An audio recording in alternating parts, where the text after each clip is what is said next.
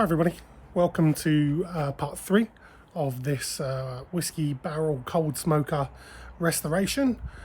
This is the part where things really start to get interesting. So we're at the stage now where I'm going to start to stain and varnish the barrel. Let's go over and have a look at the work that's kind of taken place to date, and we'll see the position that we're at so far. So here we go, this is the base of the barrel, so the main part if you like. Haven't got the lid out here just yet, but what you can see that we've done so far is removed as much of the rust as we can from these outer hoops. I've still got one of the other hoops missing. I'll put that on after I stain this. I think it's a good opportunity to stain this down. Everything else has been secured in now and I'm very happy with that. And another major piece of work that's kind of taken place since the last video is the sanding down and rubbing down of the inside.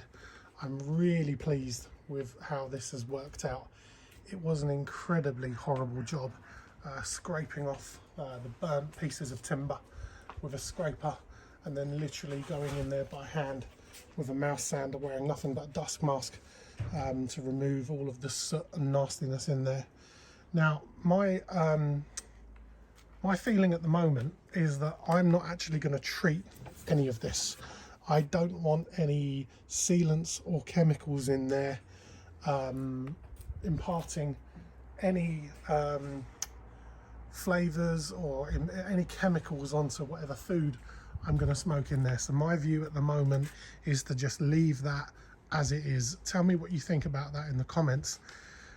Also, if there's any form of kind of sealant or seasoning that I can use in there which isn't going to have an impact on which isn't going to have an impact on any flavor of the food, you know, then do let me know.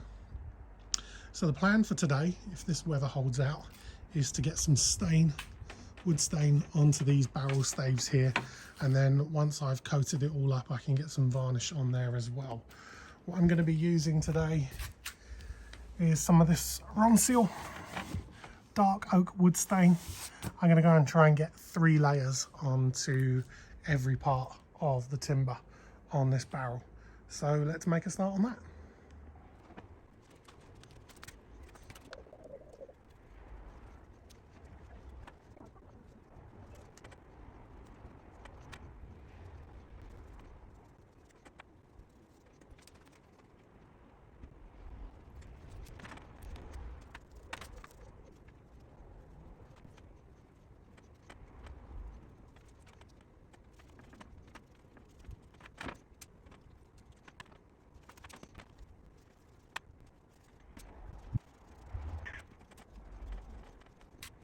So hopefully guys you can already see the huge amount of difference that this stain is making. It's immediately getting some moisture into that timber, and it's obviously having a huge effect on the colour. You know, this is going to dry a little bit lighter, I'm aware of that, but then there's also another 2 coats of this to go on top. On these hoops around the outside I've got some black hammerite paint, which I'm going to paint those in completely black, and I think that'll look really good. So, you know, I'm quite happy with this. I'm going to crack on now and finish the rest of this barrel and maybe get 1 coat on top of the lid as well.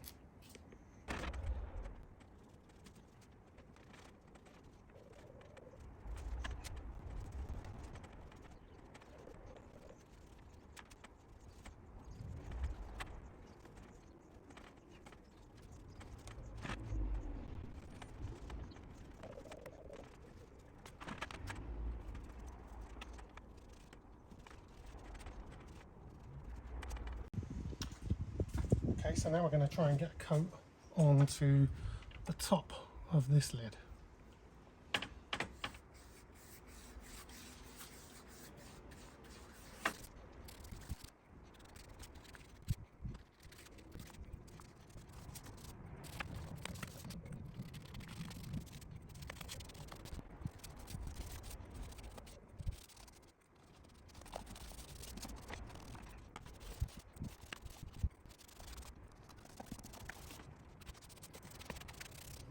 Okay, so we've got a good 3 layers at least of wood stain on this barrel.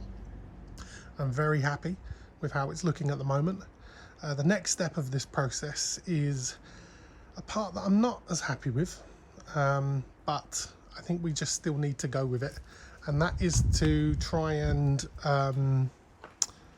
straighten out these wood staves on here. So as you can see, they're very disjointed, and the way we're going to do that, I think I've shown you in previous videos, is to use these little clips here. So we're moving away a little bit from the kind of traditional look of this barrel, but I think it's the only way that we're going to make it as not watertight but smoke tight as we need it to, and just level it up. So what have I done? I've created myself a little bit of a straight line here, just using a bit of string, and I'm going to make sure that I stay within the boundaries of this string here when attaching these. So let's have a look. So a really good example is how I've set the camera up here. You can see that these two staves here are not level. They meet really nicely here, but up here there's a huge difference. So what I want to do is use these to pull this barrel back in again. And honestly, I can't think of a better way of doing it other than using these clips here. I couldn't find anything better than what I've actually got. So it's just a matter of lining this up with one.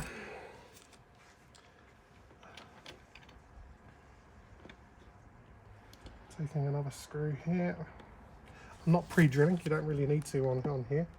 These are going in quite nicely. Well, they were anyway.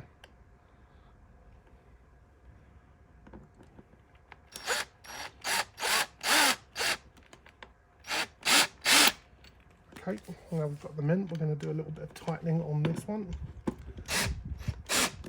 Make sure that's nice and tight. And now hopefully just pull the string down a little bit.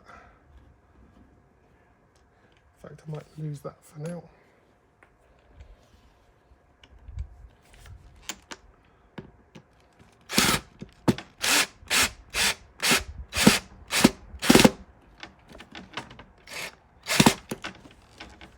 And hopefully what you can see is once these are both tight, I'll give you the close up here. Once these are both tight,